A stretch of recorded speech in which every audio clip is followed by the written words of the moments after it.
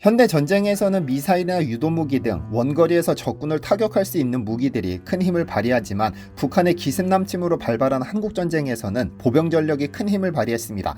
물론 대륙 간 전쟁이 아닌 한반도라는 한정된 지역에서 일어난 전쟁이기 때문에 병력 간의 피 터지는 전투는 필수였습니다. 보병 간의 전투에서 가장 큰 힘을 발휘하는 것은 개인의 기본 전투 능력, 즉 얼마나 총을 잘 쏘는지, 얼마나 체력이 좋은지, 팀워크가 얼마나 발휘되는지에 따라 전쟁의 양상이 달라집니다. 한국전쟁 발발 직후 도쿄 극동사령부에 주둔 중이던 메가더 장군은 지상군 파병의 필요성을 검토하기 위해 서울로 날아와 한강 방어선을 시찰했습니다. 당시 증언에 따르면 한국군의 상황을 파악한 메가더는 한국군을 잃어버리거나 포기할 보급품도 없다며 크게 좌절했다고 하죠. 6.25 당시 실제로 한국군의 전쟁 물자는 취약하기 그지없었습니다. 특히 1949년 10월 발효된 상호방위지원법에 따라 미국이 탄약 5,100만 발을 지원했음에도 1년 만에 지원받은 탄약 90% 가까이 써버렸습니다. 전쟁 초기 예상보다 빠른 소모는 한국군에게 전투를 할 수 없게 만드는 치명적인 문제를 야기했습니다. 이에 미군이 또다시 탄약을 지원했으나 철도가 망가지는 바람에 수송도 불가능했었는데요. 이때 등장한 것이 지게부대입니다. 미군이 지원한 탄약과 식량을 싣고 밤낮없이 산악지대를 오르내리면서 국군에게 탄약을 보급해주지 않았다면 전쟁은 북한군의 승리로 끝났을지도 모릅니다. 그들은 군번도 계급장도 없는 일반들이었고 매일 45kg의 탄약과 식량을 지게에 짊어지고 16km씩 운반한 최정예 수송부대였죠. 미국 국립문서기록관리청에 따르면 한국 민간인들이 지게로 현장까지 물품을 옮긴다고 기록하며 이들을 에이특공대라고 불렀습니다.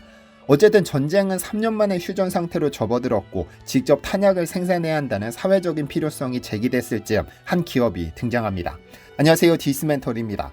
혹시 러시아 우크라이나 전쟁 중 한 달에 몇 발의 포탄이 사용됐는지 아시나요? 미국 및 유럽 정보기관은 전쟁 초기 러시아가 하루 최대 6만 발, 우크라이나가 약 1만 발을 사용하는 것으로 추산했는데 이를 한 달로 환산하면 200만 발입니다. 하지만 그 수는 계속해서 감소했는데 전쟁이 소강 상태로 접어들어서가 아닙니다. 포탄 생산량이 사용량을 따라가지 못해서 그런 겁니다. 전쟁에서 가장 중요하게 사용된 포탄은 155mm 곡사포탄이었는데 그간 유럽은 생산량을 늘려 우크라이나에 100만 발을 지원하겠다고 약속했으나 지키지 못했습니다. 세계 1위 군사력을 가졌다는 미국은 주도적으로 우크라이나를 지원하고 있지만 미국 역시도 물량이 부족한 상황.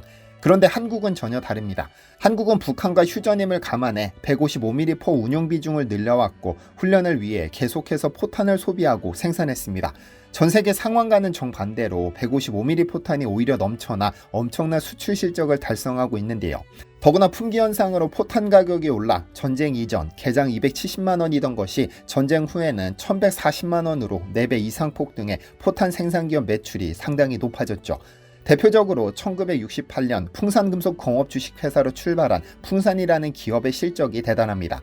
2023년 한 해에만 방산부문 매출이 9,896억 원을 기록했는데 풍산이 바로 155mm 포탄을 생산하는 대표 기업입니다.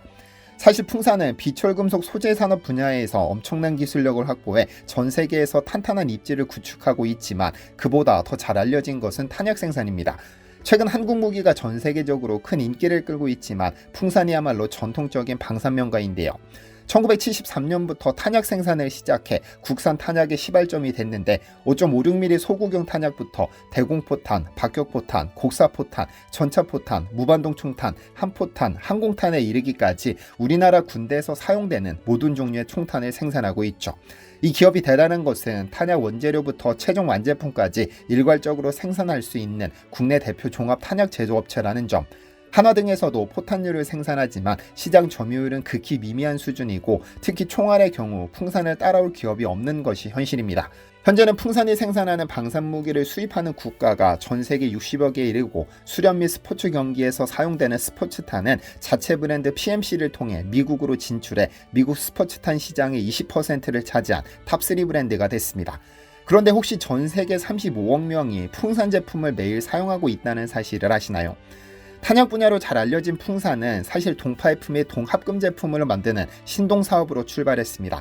신동사업의 대표 제품은 소전, 즉 완성 전 단계의 동전인데 풍산은 전 세계 소전 시장에서 점유율 50%로 극강의 1위 기업입니다. 화폐는 일반적으로 지폐와 동전으로 구분됩니다. 그중 동전은 금속으로 만들어진 화폐를 지칭하지만 엄격하게 말하면 그 중에서 구리나 구리 합금으로 만든 것을 가리키는 말입니다.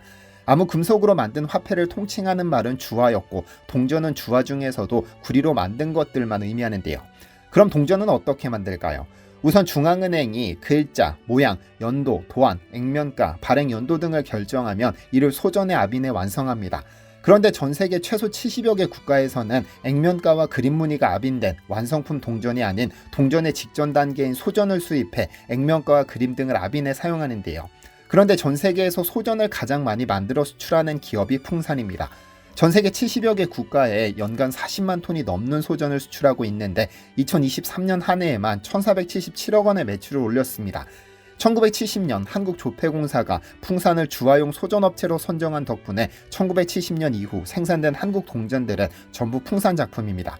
위에서 70여 개 국가가 풍산의 소전을 수입해 사용하고 있다고 말씀드렸는데 어떤 국가들이 있을까요?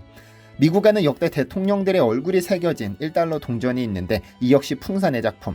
풍산은 미국 현지 법인 PMX를 통해 1993년부터 미국 조폐국에 소전을 공급해왔고 2000년부터는 미국 업체 오린브라스를 제치고 1위 공급업체로 부상했습니다. 그러던 2005년 12월 22일 조지 부시 당시 미국 대통령은 미국 역대 대통령 37명의 얼굴을 새겨 재임 순서에 따라 1달러 동전에 새기는 대통령 1달러 동전법에 서명했는데요. 2007년부터 매년 4종씩 10년간 모두 38종을 발행했는데 그 소전의 공급업체가 풍산입니다. 미국에서는 매년 엄청난 물량의 1달러 지폐가 폐기되고 새로 생산되는 데 따른 국가 예산 낭비를 줄이기 위해 1달러 주화 발행을 적극 추진해 왔는데 풍산이 이 사업을 따냈죠. 1달러 동전은 1999년부터 발행되는 시카가웨이 동전과 같은 구리 88.5%, 아연 6%, 망간 3.5%, 니켈 2%의 합금 소재로 황금빛을 띠기 때문에 골든달러로 불리기도 합니다. 그런데 풍산의 가장 큰 성과는 아무래도 유럽일 겁니다. 왜냐하면 전 세계에서 가장 큰 완전한 경제통합체 유럽연합의 탄생을 가능하게 한 것이 풍산이니까요. 이를 이해하려면 우선 경제 공동체를 알아야 하는데요. 현대시대를 사는 우리가 가장 흔하게 접하는 국제경제 용어는 자유무역협정 FTA입니다. FTA는 두 국가 또는 둘 이상의 국가가 합의를 통해 상대방에게 부과하는 관세를 폐지하거나 상당 부분 인하하는 방식으로 무역 장벽을 제거하는 가장 기초적인 경제 공동체입니다. 이보다 좀 더 진보된 경제 공동체로 관세동맹, 공동시장, 경제동맹 등이 있는데 이러한 경제 공동체의 최종 목적지는 완전한 경제통합입니다. 이는 단일 통화와 경제정책을 통일시키는 것을 전제로 여러 나라가 모여 하나의 경제동맹체를 만드는 것을 말합니다. 현재 우리가 아는 유럽연합이 그 사례죠. 그런데 여기서 핵심이 단일 통화입니다. 쉽게 말해 유럽의 프랑스나 독일, 스페인 등의 서로 다른 국가가 하나의 통화를 사용하기 때문에 여행을 갈 때 복잡한 환전 과정이 없습니다.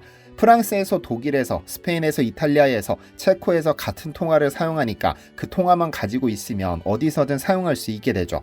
세계 최초로 12개 유럽 국가가 1993년 이 복잡한 통합을 이뤄냈습니다. 그러면서 단일 통화인 유로화를 사용하기로 합의했는데 조건이 있었습니다. 영내에서 조라라는 것을 원칙으로 하되 니켈 알레르기가 있는 유럽인들의 체질을 반영해 구리와 아연, 알루미늄을 합친 노르딕 골드를 소재로 채택하기로 한 겁니다.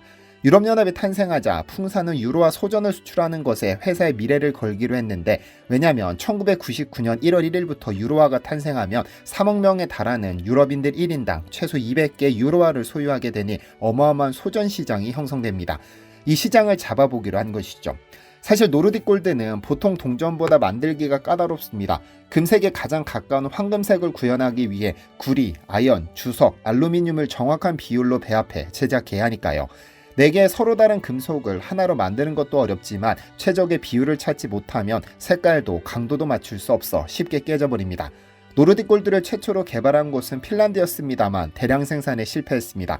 노르딕 골드는 내구성이 뛰어나고 아름다운 색을 띠지만 생산 과정에서 깨지기 쉬운 치명적인 단점이 있는데 유럽의 소전 생산업체들은 이를 보완하고자 틀을 좁게 만들었으나 생산성이 떨어지는 새로운 단점이 생겼죠. 결국 이 유로화 납품의 핵심은 발행일자에 맞춘 충분한 물량을 확보해 납기내에 납품하는 것이었습니다. 또 한 가지 어려움은 이전까지 만들었던 동전은 직경과 두께, 강도 등 기본적인 요건만 맞추면 충분했지만 노르딕 골드의 경우 위조 방지를 위해 전기 전도성까지 의무적으로 통과해야 했습니다.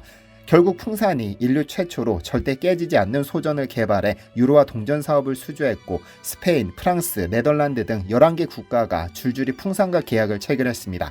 그리고 5,000톤이 넘는 유로화를 독점으로 공급하게 됐죠. 현재는 한국을 포함 미국, 호주, 유럽, 대만 등 상당수 국가들이 풍산이 제작한 소전을 사용하고 있습니다.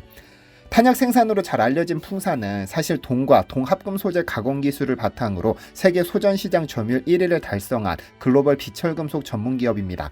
한국 동전은 물론 미국의 1달러 동전, 그리고 유럽연합의 유로화 소전에 이르기까지 까다로운 요구사항을 성공적으로 충족해내며 전 세계 70여 개국에 대규모 소전을 공급해왔습니다. 특히 노르딕 골드 합금의 대량 생산 과정에서 발생하던 치명적 품질 문제를 극복하고 유럽연합 단일 통화의 안정적 공급망을 구축한 것은 풍산이 이룬 기술적, 상업적 성취를 단적으로 보여줍니다. 풍산의 사례에서 보듯 한국 기업이 얼마든지 세계 시장을 선도할 역량이 있습니다. 풍산과 같은 글로벌 소재 부품 장비 기업이 앞으로 한국에서 더 많이 탄생해 세계적인 경쟁력을 갖춘 산업 생태계를 이뤄나갈 수 있기를 기대합니다. 시청해주셔서 감사합니다. 디시멘터리에서는 여러분의 제보를 기다립니다. 제 채널에서 다뤘으면 좋겠는 뉴스 또는 널리 알려졌으면 하는 영상은 디시멘터리 네이버.com으로 보내주시면 소중히 제작하겠습니다. 시청해주셔서 감사합니다.